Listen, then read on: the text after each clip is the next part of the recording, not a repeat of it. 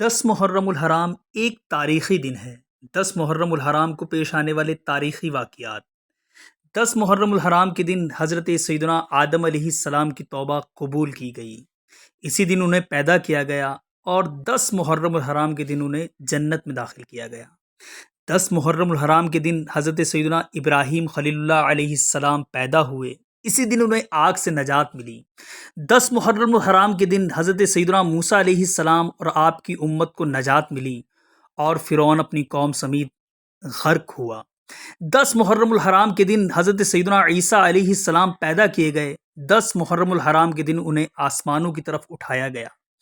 10 محرم الحرام کے دن حضرت سیدنا نوح علیہ السلام کی کشتی کوہ جودی پر ٹھہری۔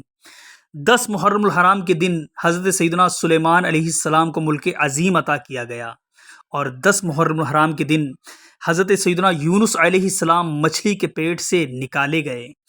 10 محرم الحرام کے دن سیدنا یوسف علیہ السلام گہرے کنویں سے نکالے گئے، اور 10 محرم الحرام کے دن سیدنا امام حسین رضی اللہ تعالیٰ عنہ کو کربلا میں انتہائی سفاکی کے ساتھ شہید کیا گیا۔